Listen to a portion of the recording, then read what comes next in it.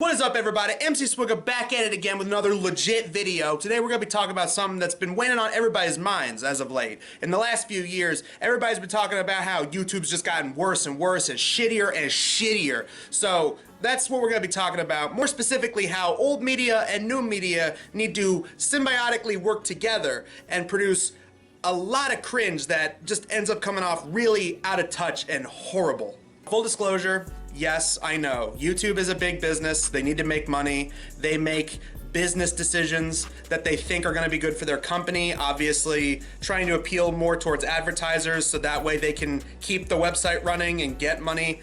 I totally get that. From a business perspective, I get it. But just because people get it doesn't mean people have to like it. Over the years, YouTubers had to suffer through adpocalypses, and that has hindered a lot of people making money on YouTube. I mean, you have big name YouTube channels, people who are either big channels in their own right or friends with big channels and collaborate with big YouTubers and are essentially in the pocket of YouTube. They go to all the regular YouTuber events, they sometimes show up as paid guests, and yet YouTube has screwed them over so hard. These people have to create like Patreon accounts and Ko-Fi accounts and OnlyFans accounts maybe for some of them. Anyway, this whole subject of when old media and new media collide, there's always just some horribly out of touch, cringy, and embarrassing thing to come out of it. And I think the main reason goes back to something that's been a thing for a very long time now, and that the old desperately want to rake in on the relevancy of the new, and the new want to bank on the established credibility of the old. In the 2000s, it was cringy, but it at least made sense. YouTube was becoming more and more popular. That was when people were still regularly watching television. So when the most subscribed person on YouTube, like Fred, started becoming a household name, then all these old television networks came out of the woodworks. Oh, CNN, we gotta have this kid on to do an interview. Oh, Nickelodeon pops up and is like, hey, let's have him on an episode of iCarly. And then we'll give him his own trilogy of TV movies and a TV show. I remember that era, man. I remember when Fred was the biggest YouTuber. He was like the PewDiePie of his time, and they were making fucking Fred toys and Fred pins and shirts and like the Christmas albums. I did a video on that for MediaWiz. Shit like that was often sold at more niche kind of stores. Like they sold it at like Hot Topic or FYE or something like that. That's where they had all the YouTuber merch. And it was usually YouTubers that were, you know, underground to the mainstream at the time. Nowadays, you know, people know who the hell these people are. They end up talking about them on like stupid entertainment news gossip channels. That was like late 2000s, early 2010 era. Jump forward to now. The perfect example I can think of is whenever I go to a bookstore or go to like the book section at Target or something, 9 out of 10 times, you're always gonna find shitty biographies written by YouTubers like Joey Graceffa and Shane Dawson and Jake Paul. In fact, going back to another MediaWiz video I did years ago on the Ninja comic that was based on, you know, Fortnite Ninja, the big famous Twitch streamer of Fortnite Ninja Tyler Blevins. That's where I found it. I found it at Target. Right next to that was a book written by Ali A, another Fortnite streamer, YouTuber, whatever. Yeah, he has his own book. There were several times I would go to places like FYE or Walmart and you would see YouTuber merch. They had like Jake Paul posters and they had Ryan's Toy Review or like one of those cringy like kid toy review channels. They had like sponsored merch for children. It's like, what the fuck? This is both a good thing and a bad thing. It's a good thing because it now legitimizes YouTube. It shows that YouTube is not just something used by random internet nerds in their spare time. No, everyone uses YouTube. Back then, you know, people scoffed at the idea of making YouTube or even making websites. Everyone's like, oh, the internet, that's just a thing that internet nerds use. But now you have people creating websites to promote their movies or concerts or whatever, or help boost their own content creations because now people can be relatively independent. The reason it's a bad thing is because it's just really cringy. I mean, you go out to a public area and you see fucking Team 10, it's everyday bro posters with Jake Paul on it, and it's like, part of you just kind of dies a little inside. More importantly, the symbiotic relationship that old and new media have, it feels like, it's like whenever you see our musical artists do collaborations. It's like, oh, Snoop Dogg and Wiz Khalifa doing songs together. Well, yeah, they often make songs about similar things. They both rap about, you know, being from the streets and smoking weed and being a gangsta and all that kind of stuff. and also promptly trying to ignore the fact that they regularly do terrible rap guest verse on crappy-ass pop songs. But it's basically the same kind of thing, like, you know, the veteran and the rookie coming together, and this is what old media and new media are kind of like. I mean, the obvious example is, like, you see celebrities like Will Smith, Kevin James, Dwayne "The Rock" Johnson, Jack Black has like a YouTube Let's Play channel. That's probably the best one of them because I actually like Jack Black, and Jack Black seems to mesh well with other YouTubers. All these other ones though, it's like you see Will Smith or Dwayne "The Rock" Johnson doing the whole like, "What's up YouTube family? This is our day-to-day life," and it's like, you're celebrities. You live in mansions, okay? Like, back in the era of television, people could just promptly ignore that and just be like, oh yeah, you know, this show has this person I like, or this movie has this actor that I like. Nowadays, celebrities want to be internet personalities. They try doing the whole YouTuber thing, and we've talked about this before on the Swig Talk podcast back when we still did that regularly.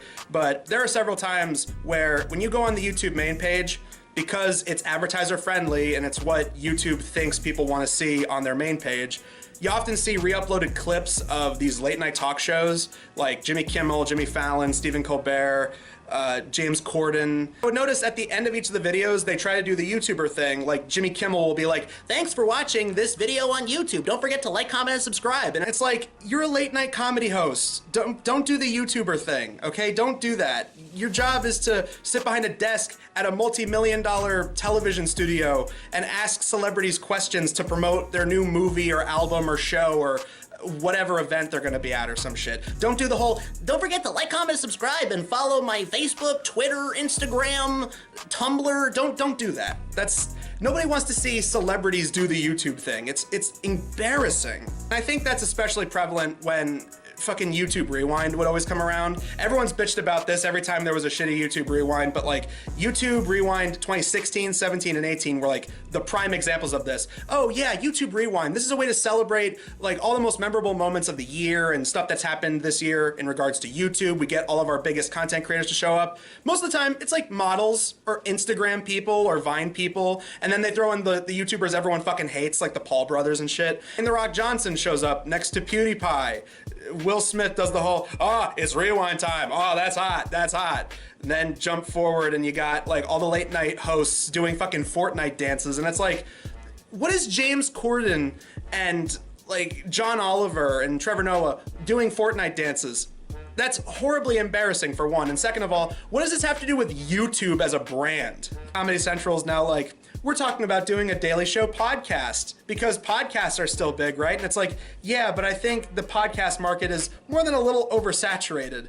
I mean, even the podcasts that are well established, I think people are starting to get sick of that. I mean, you have plenty of channels out there that cover stuff like that, like Podcast Cringe and Too Lazy to Try. People like that cover plenty of horribly embarrassing and cringy moments that go on these podcasts and podcast culture and, you know, comedy podcasts and all that. So the fact that they want to make a Daily Show podcast just as a way to like try and keep up with the Joneses, it's like, just leave Daily Show alone, man. Like just let it stop, all right? And then you got the opposite extreme where you have YouTubers or social media personalities. They seem to think, oh, I did a cameo on a TV show, or I got a role in a movie, or I put out a book with this major publisher, or I released an album with this major record label. Yeah, that's cool. You got to work with some, you know, industry legends. That's neat. But at the same time, it's like, dude, you guys are on Twitch and YouTube and TikTok. You guys have more of a presence than any of these old people do, because the new generation, they don't care what Will Smith or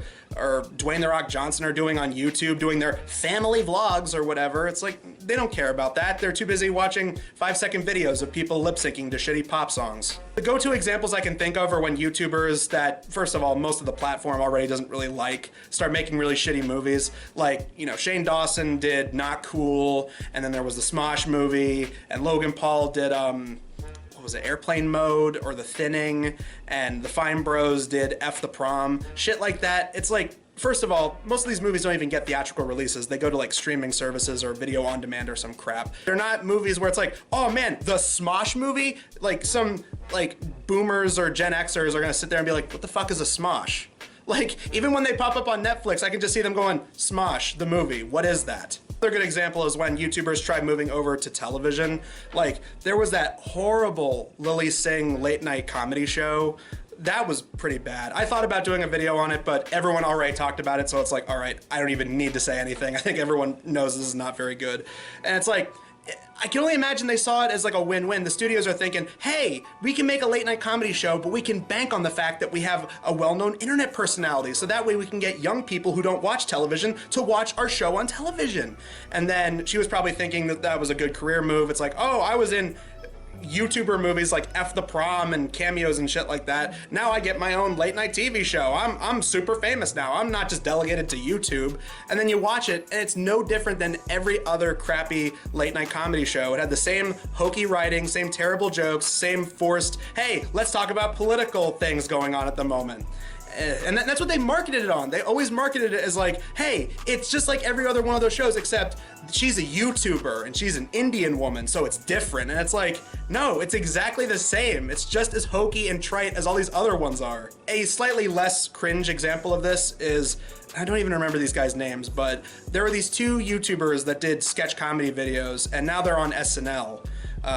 And these guys, like, from what I remember, they did sketch comedy videos on YouTube that were pretty funny, but it's like, seeing them on SNL, it's like, look, I'm glad they're getting a paycheck and all, they're making that NBC money now, but at the same time, it's like, they probably had more creative freedom doing sketches on YouTube 10 years ago compared to whatever lame, soft, middle-of-the-road crap that they're doing over at SNL. I want to end this video off by listing off examples of how it is a good thing that internet people can actually break out into a more mainstream environment, because there are good examples of it, and I've talked about a couple of them. Has Been Hotel got picked up, and that's now on Amazon.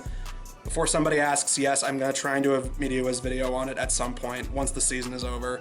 Another example that I talked about on MediaWiz, Smiling Friends. Smiling Friends was made by two guys who started on YouTube and Newgrounds, and you know, Smiling Friends was like one of the biggest sleeper hits that Adult Swim has had in the last few years. Comedy Central had a thing where they brought on a couple of sketch comedy YouTubers. I don't remember everyone they had, but I know they had Brendan Rogers, and they did a little stand-up. They did some comedy sketches. There were some like interviews where they talked about what it's like to be a sketch comedy YouTuber. Sort of getting to know people like that and what got them into sketch comedy and how they have more freedom on the internet doing what they do, and like maybe generations before them that inspired them to do what they do. That actually felt like a good thing. Anyway, that does it for this video. I have a couple more unscripted videos coming up. Finally got new curtains to sit in front of for these videos. So yeah, that pretty much does it. Look forward to more of these sporadically. There's gonna be a few Assholes React coming up, but mostly for MC Swigga, just look forward to more song parodies and game reviews. Those are the things that are definitely not going away. But every once in a while, I'm gonna try and do these like off-the-cuff videos, and Assholes React are gonna occasionally pop up throughout the year. But anyway, yeah, that does it for this video. Ruckus Knuckus for life, y'all. Peace out!